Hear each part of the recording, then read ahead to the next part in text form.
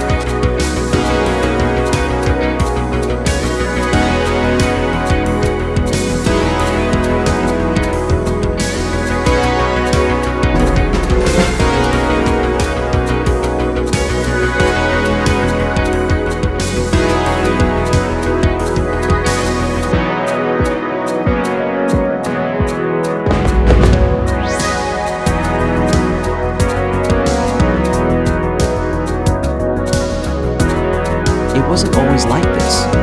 Well, not so long as I can remember. Every day as a kid felt like a perfect day. In fact,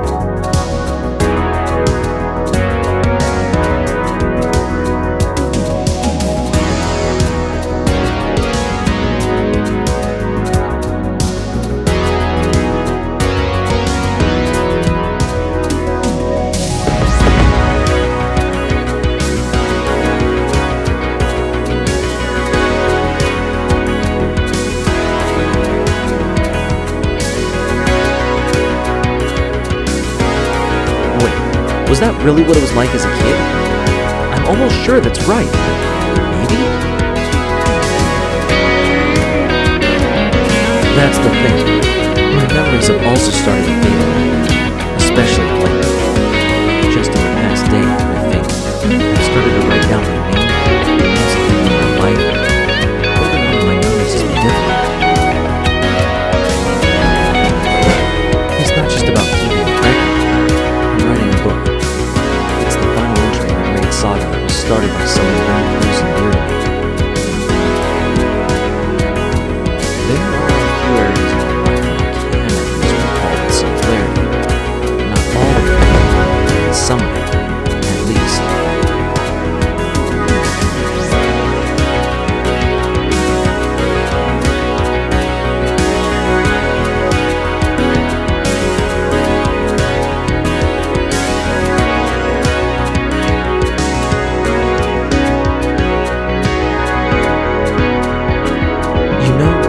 First thing I can remember was one of the happiest times of my life. Just thinking about bits of it always makes me smile.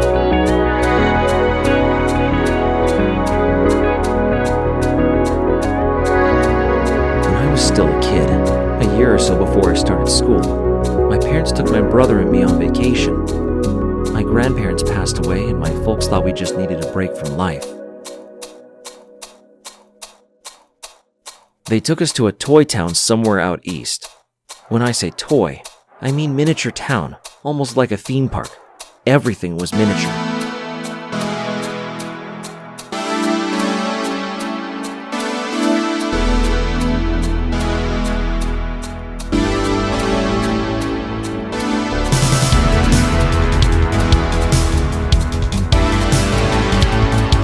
I tried my hardest to remember where it was, but it's impossible. I remember we were home around lunchtime and the sun was behind us all the way.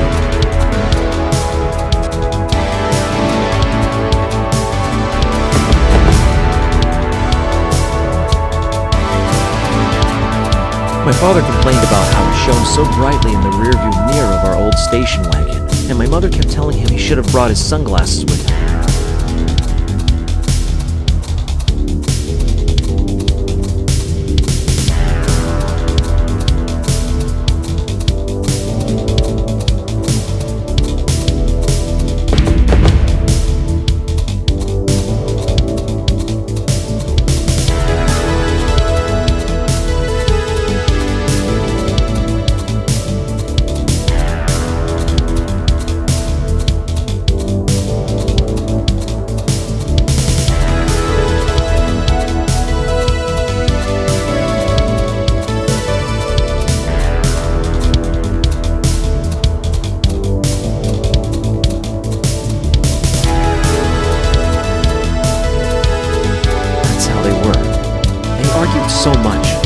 They loved each other unconditionally, and that love spilled over to their kids. It was always so warm when I was with them. The little toy town was located deep in a forest surrounded by a calm river and boulders. I remember the river so clearly because Sam. Sam? Yes, my brother Sam.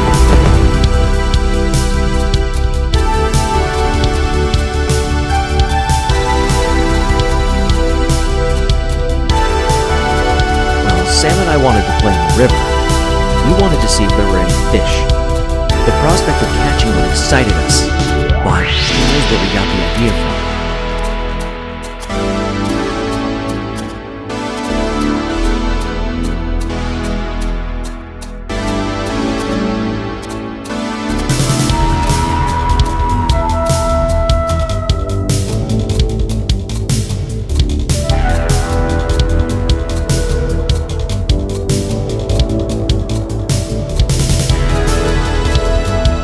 We were disappointed. There weren't any fish in the river, at least that we could see. Besides, our parents wanted us to enjoy the little toy town instead of covering ourselves in mud and smelling like fish.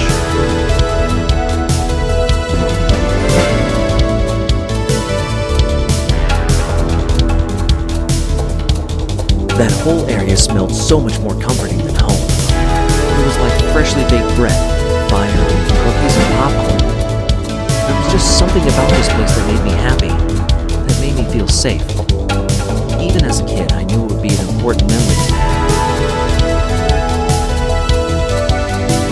We arrived as the sun was setting, which was all the more reason my parents wanted us to not play in the river after dark.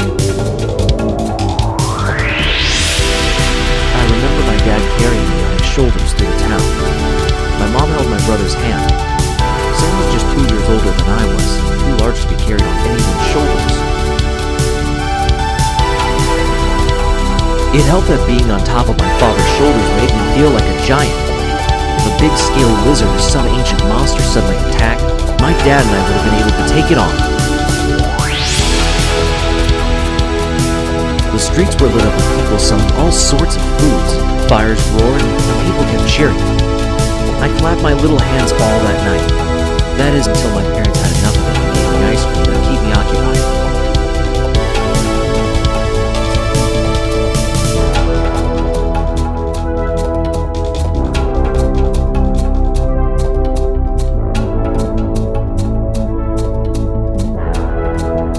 I was in the 10th grade when it happened. I'd just gotten home from school and saw both of my parents were sitting in the kitchen, crying their eyes out.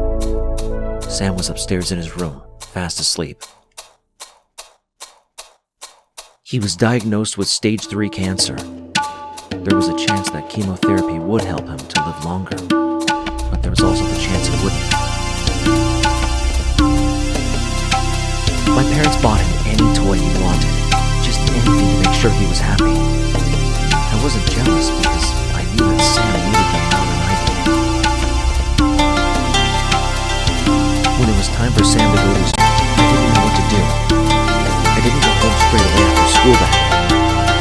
Instead, I just stayed at school and cried. After that, I pretty much mentally checked out of my family, staying away from them for longer and longer periods. It helped that I loved camping and exploring. So did Sam. We didn't go camping together anymore.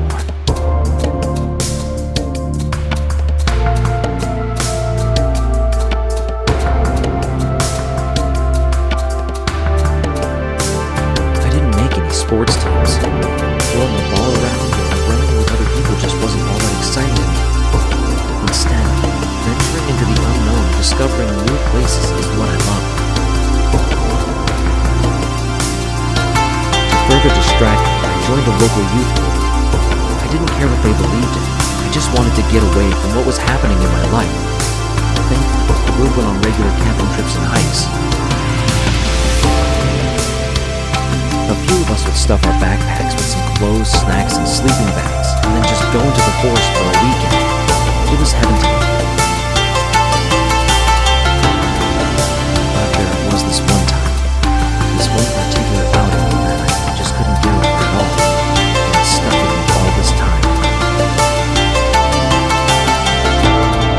slept almost the entire car ride to the camping spot. I was exhausted after weeks of studying for exams and was looking forward to getting away from school, away from my brother, away from my parents, and just out into the woods.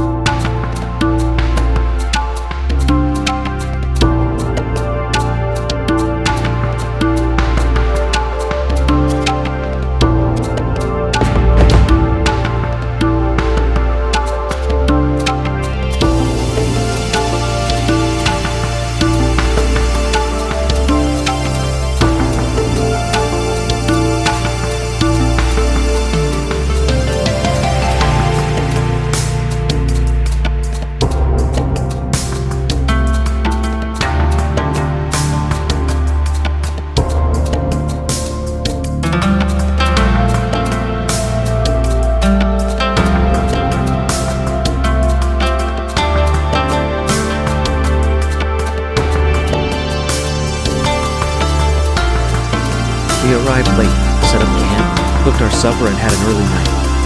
I didn't take note of my surroundings and just kind of passed out.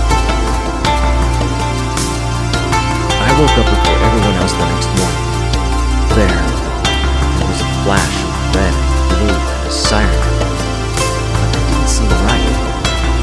No, that's not what happened.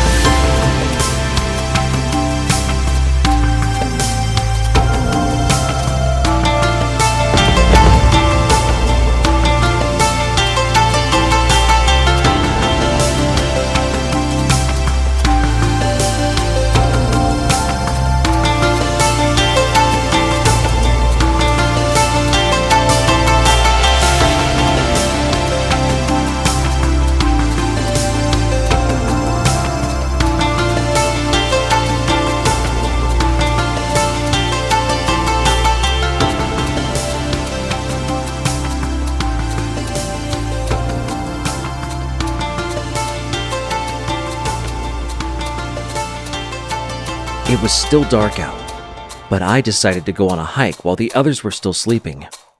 I never said I was a smart kid.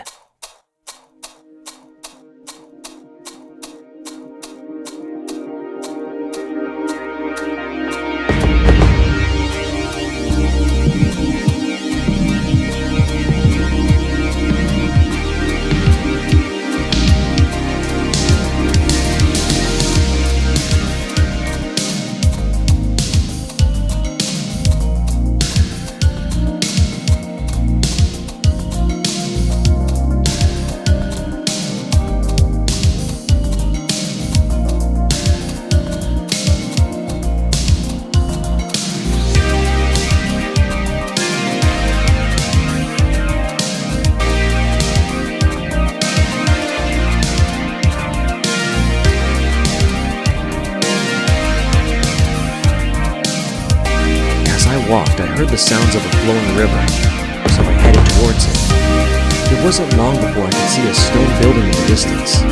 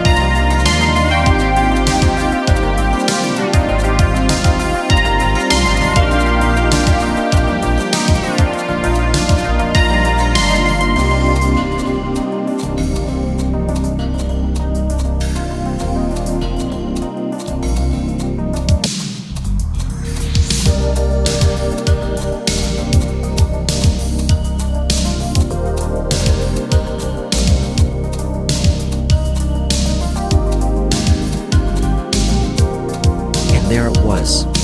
Right in front of me was the toy town from my childhood vacation. I couldn't believe it. I never thought I'd see it again. But this time, it it wasn't all cheery like the last time I was there.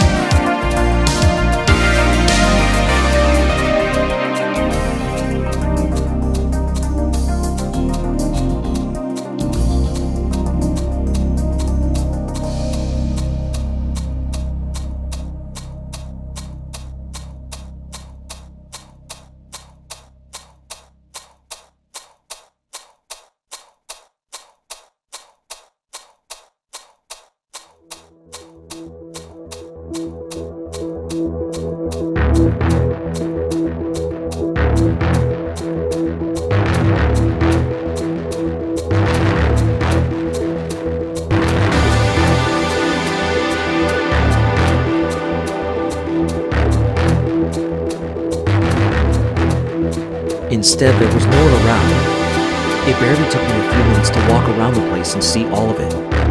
Everything just seems so small now.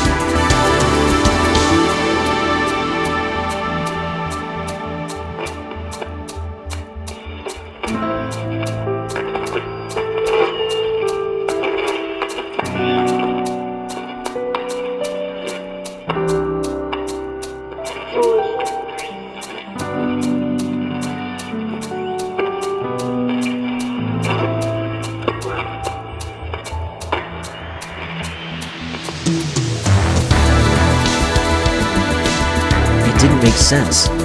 When I was a kid, the place was huge to me. The streets went on forever, there were markets and so many people. It was huge.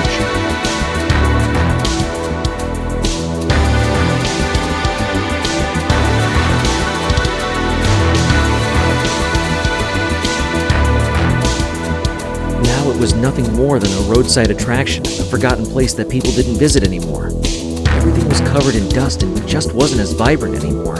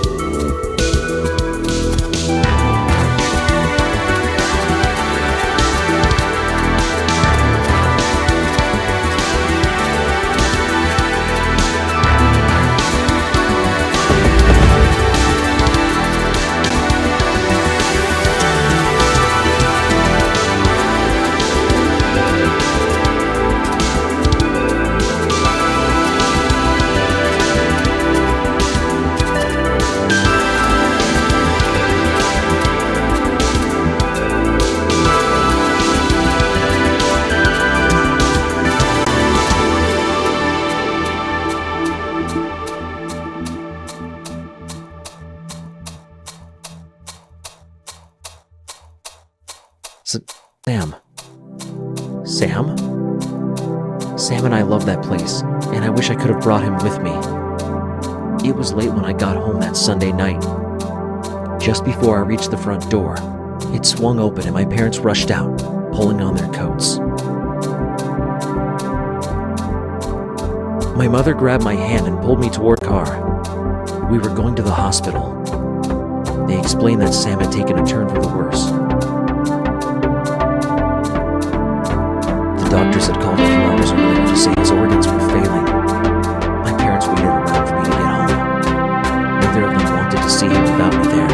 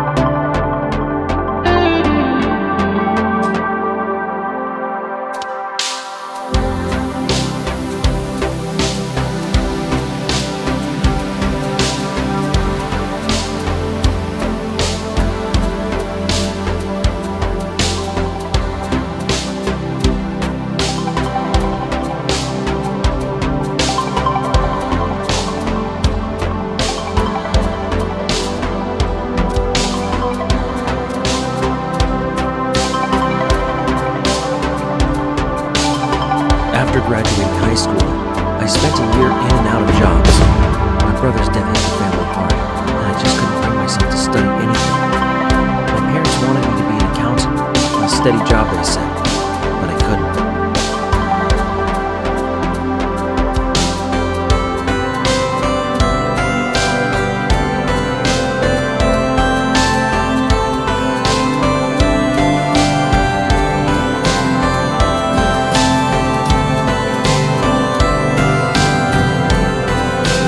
I wanted to keep exploring. I didn't want to stay in the town I grew up in.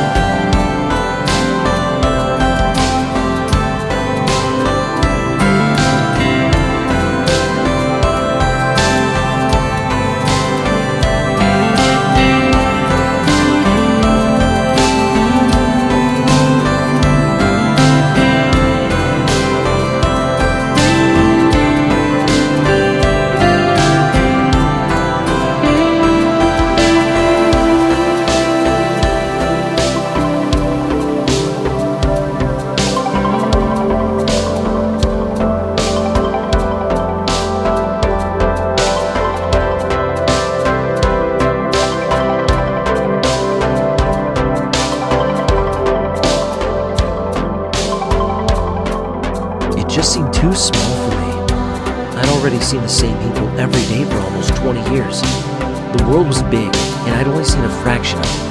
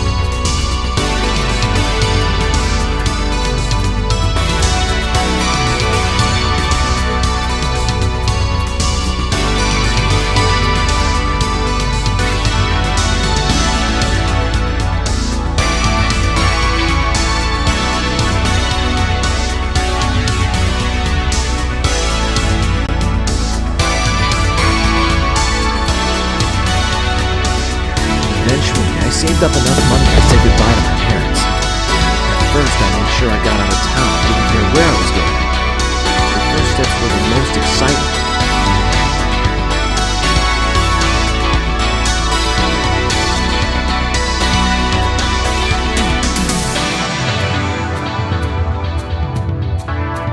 I didn't have enough money to stay at fancy hotels or to have a meal 3 times a day, but I was fortunate that I could take the time off. Instead, I stayed in hostels and had to rely on the generosity of others. My father told me this would build character.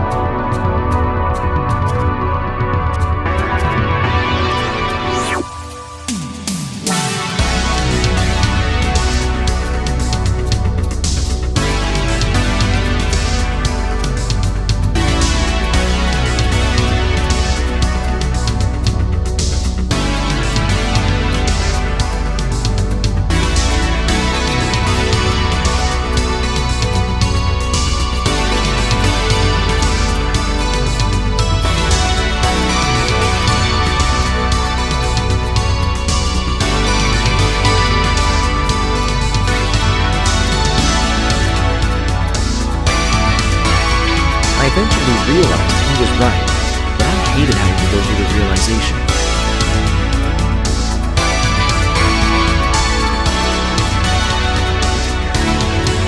My trip led me to an area with gorgeous lakes and snowy mountains. I heard there was a small town on top of the mountains. It was a secluded paradise for the adventurous types, and I was determined to find it. The flowers there were gorgeous.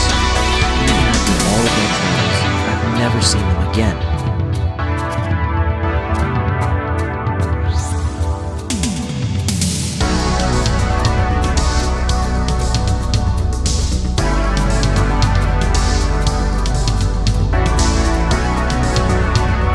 While staring off at the sights, I lost my footing on the side of a wooden walkway. At first, I managed to gather myself, but one of the boards snapped in half and I fell down. At the last possible moment, I managed to grab onto a piece of rock. There I was, hanging off the side of a cliff with one hand, slowly losing my grip. It wouldn't be long before I fell into the icy waters, taking my last breath as I froze to death.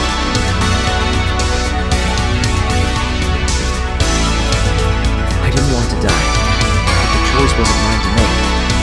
The sirens and shouting again, and closer. This isn't part of the memory.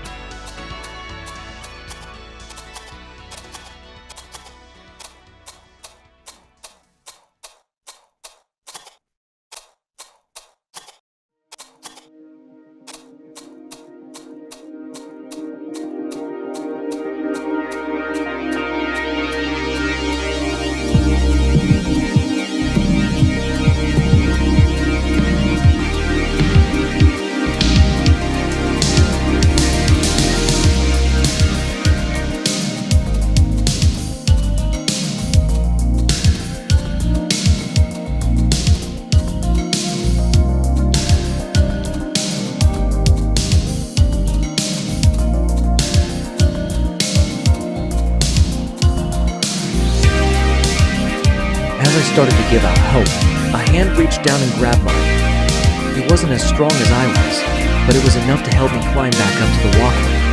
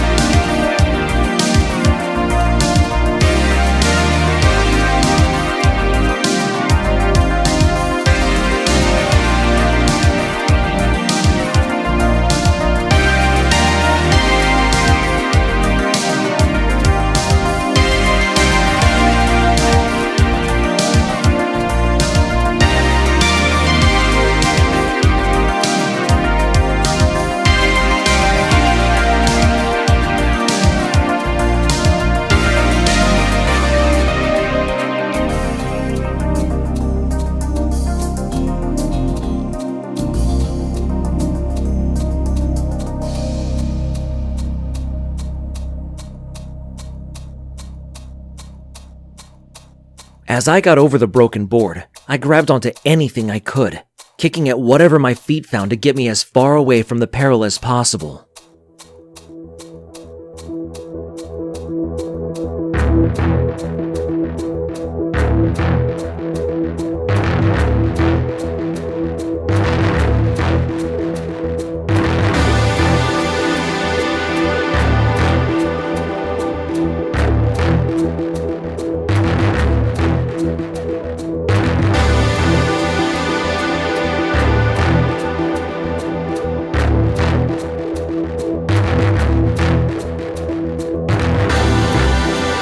Hey, are you alright? You're lucky I saw what happened. That voice was the sweetest thing I'd ever heard.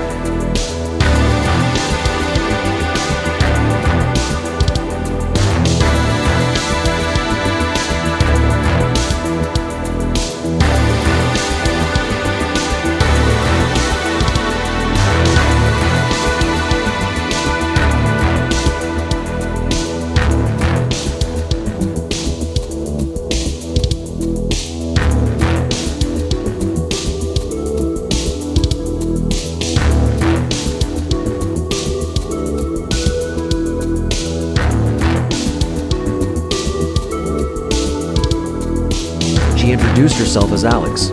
She knew there wasn't any time to call park services and had to help me. She's the bravest person I've ever known.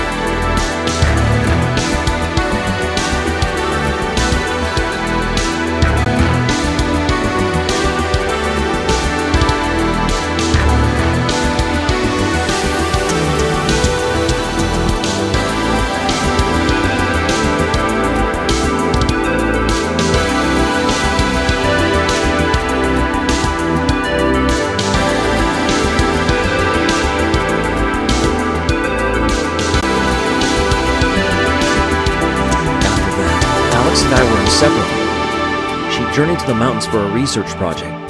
I stayed a few extra nights at a little rest stop, and we spent our days hiking and talking.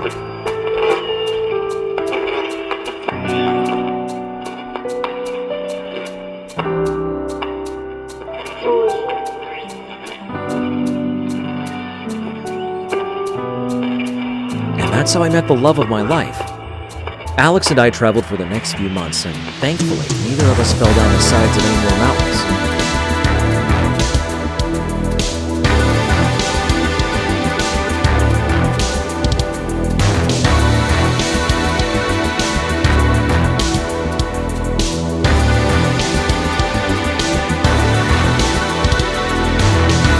We just got each other, you know? We had little jokes between us, the way we thought about the world. Everything just clicked.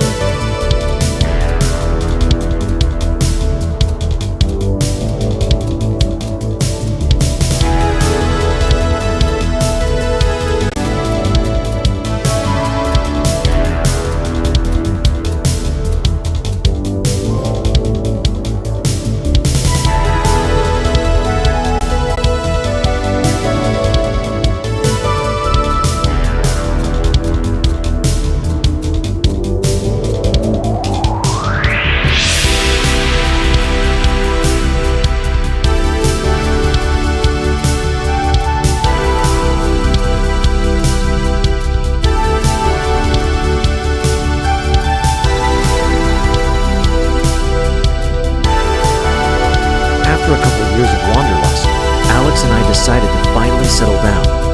We still wanted to keep exploring the world, but it was also time to set down some roots.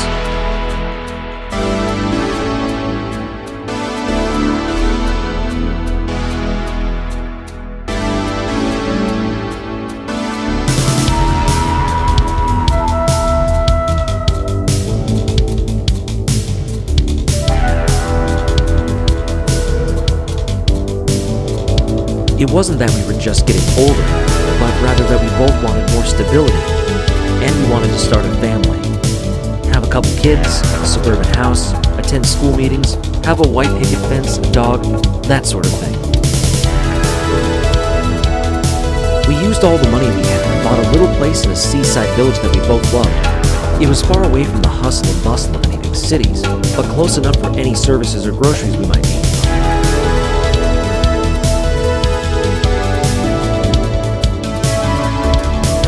The village was kind of a place where everyone knew each other's name.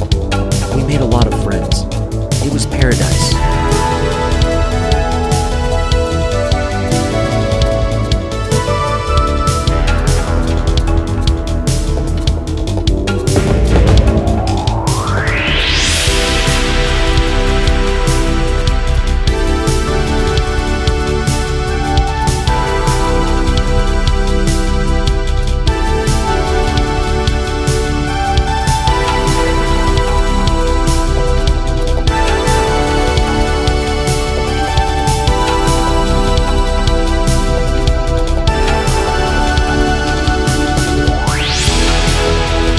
Remember any particular people. As I mind, everyone is just a shapeless blob. I just can't recall them.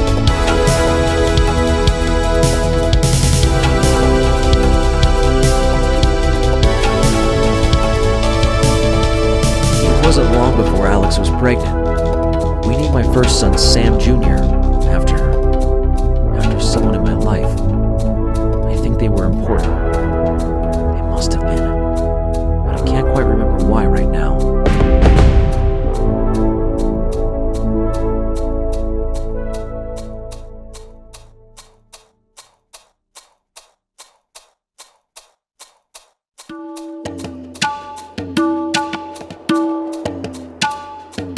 And then after Sam Jr., we had a baby girl.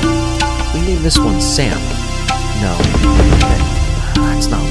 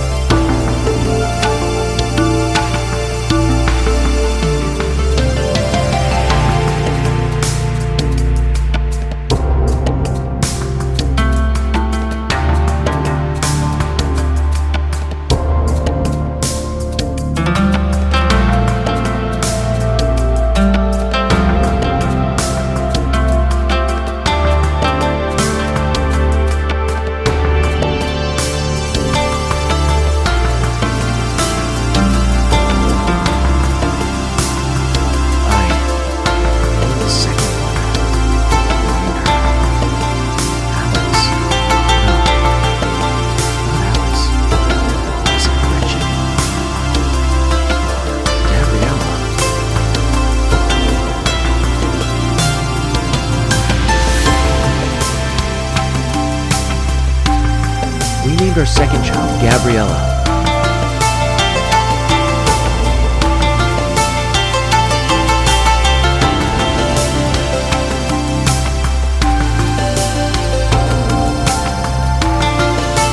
Life was good. Life was perfect. Since I'd known her, Alex wanted to write. After having the kids, she didn't want to go back to her job right away and decided to finally pen a novel. She wrote several. Alex wrote down all of our journals together and turned them into children's books. She had to embellish a few parts, after all. We didn't need any dragons or sentient flies in real life. Our kids loved them, and I was glad they had a memento from their parents.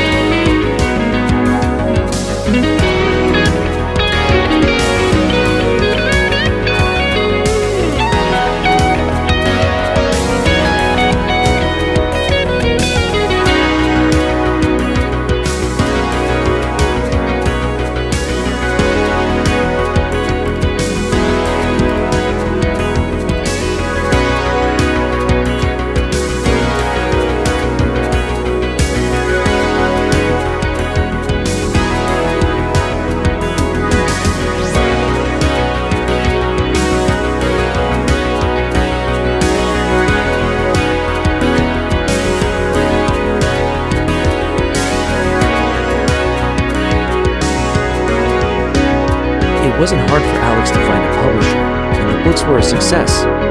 She decided not to return to her regular job.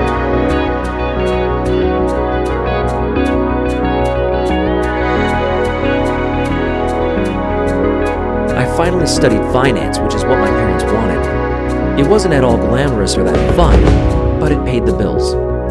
As long as our little family didn't need to worry about money, it was worth the sacrifice. I wasn't that bad of a writer either. It's what I'm doing right now, and I know only my editor will ever read this book. I'm sure I mentioned that at the beginning, right?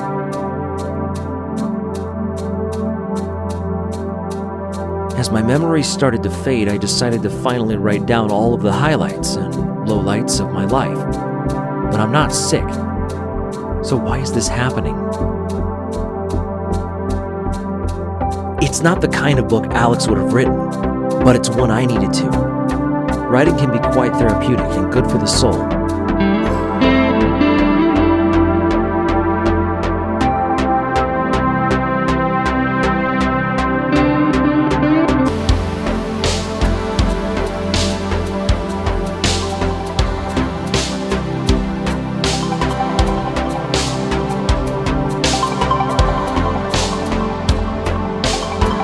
This is the part that I hate.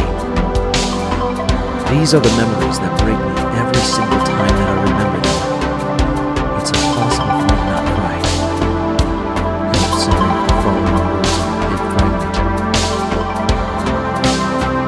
Alex's cough stayed with her and it got worse.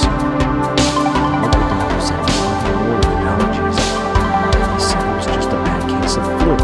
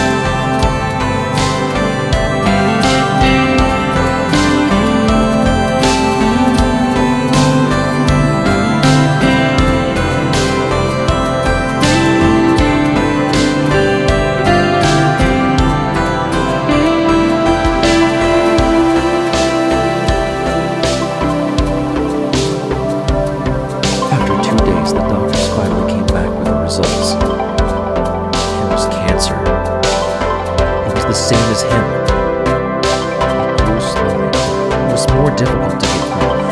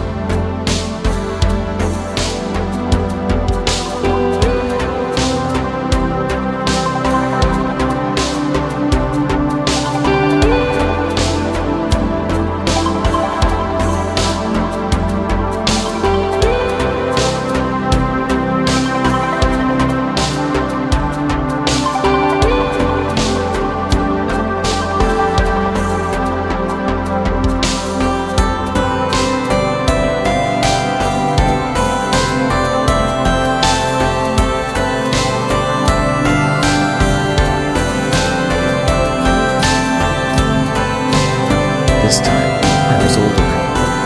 This time, I understood what was happening. This time, I wouldn't run away.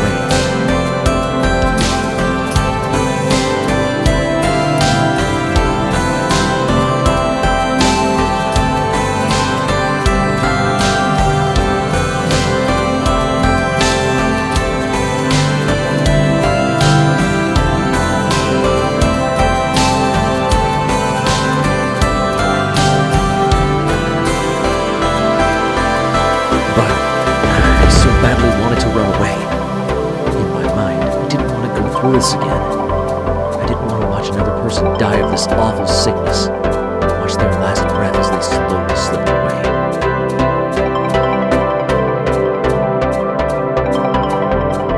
Alex and the kids needed me.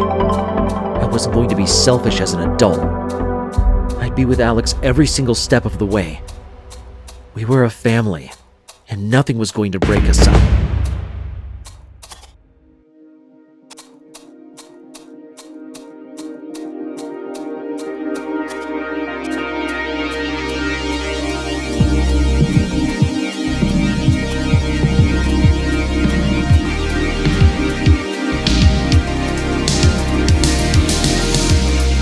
After a long bout of chemo, she started getting better. She still spent most of her days in bed, but slowly and surely she was starting to find the strength to do the things she loved.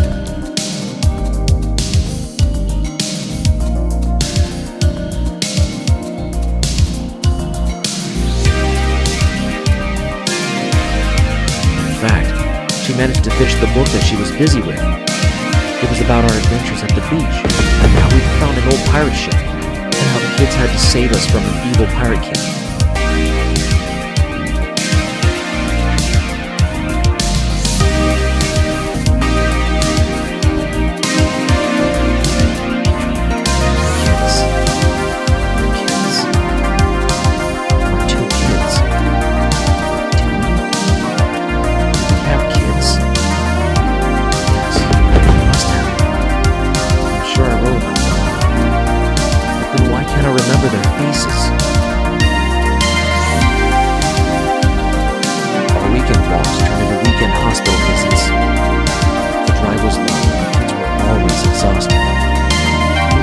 Celebration and stopped at the local diner along the way so the kids could have milkshakes. None of us saw the headlights of the truck. In an instant, it barreled through the side of the car, killing Alex and the kids.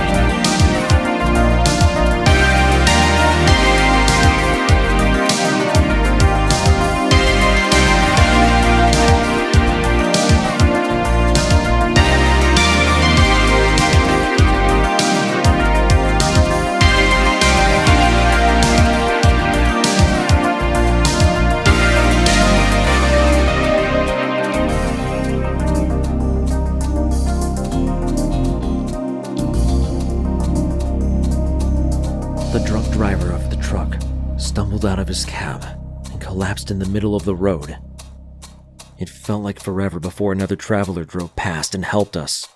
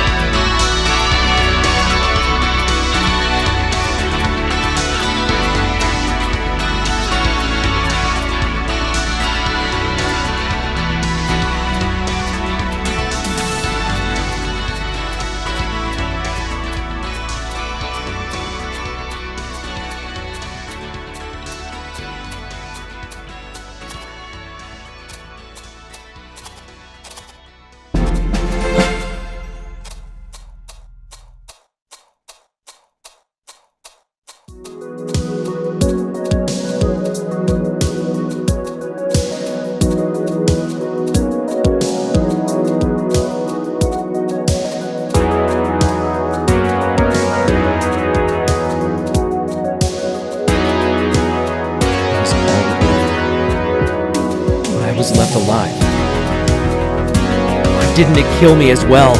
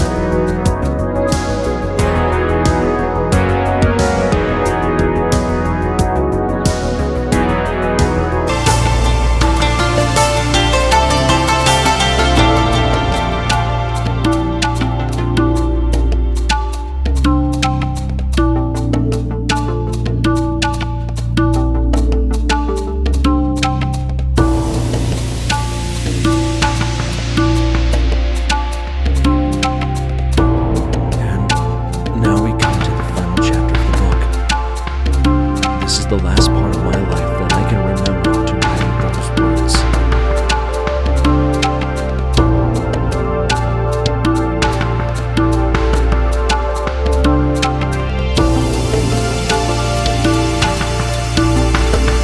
Nothing went well after the accident. How could it? My parents were drunk and stupid and blew back the bottle of whatever I could every night. There was nothing else I could do to numb the pain. Didn't actually help.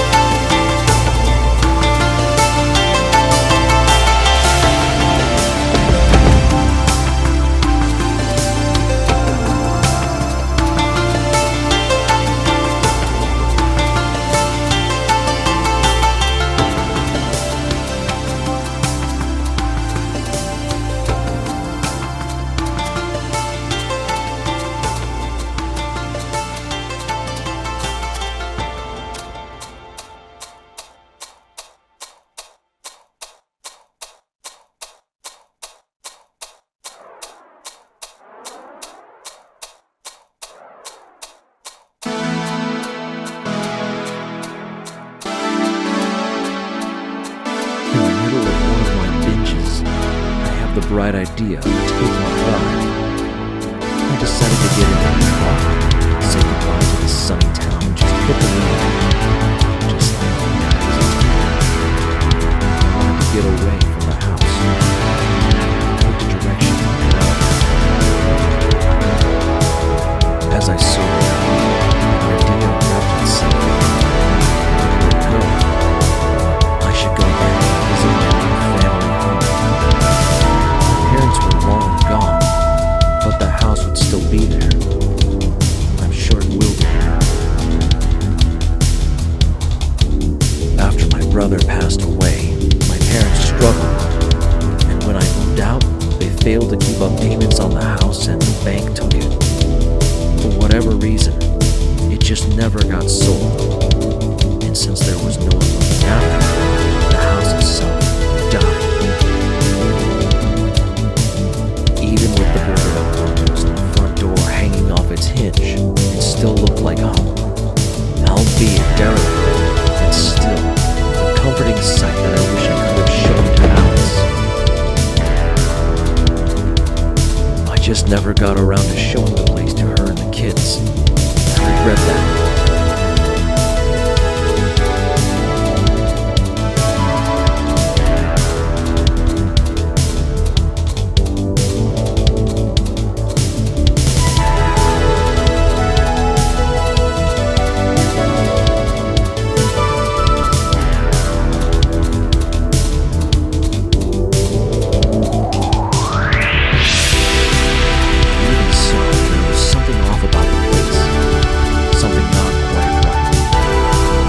coldness started to set in.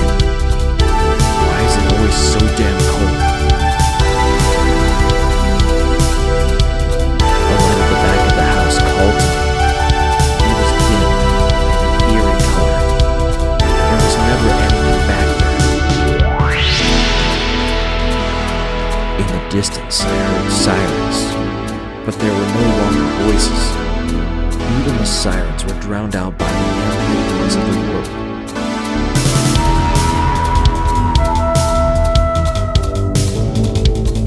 I headed towards the light. The irony. There was nothing at the back of the house that could be making it. Instead, it shone through the thicket of trees down into a valley. I pushed through the underbrush as branches swung back and hit me. It wasn't sore. Why wasn't it sore?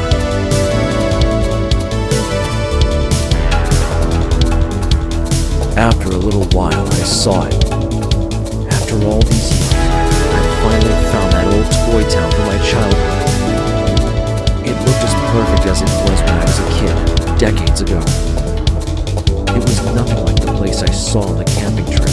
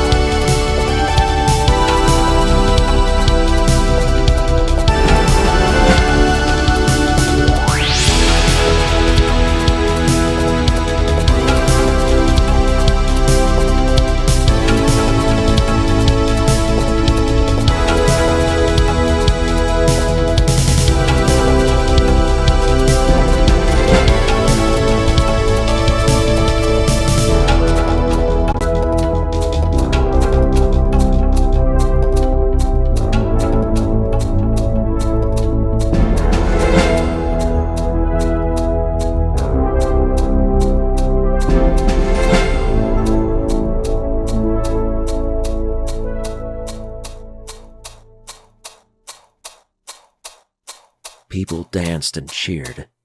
Stalls were selling all manner of delicious foods and fires roared.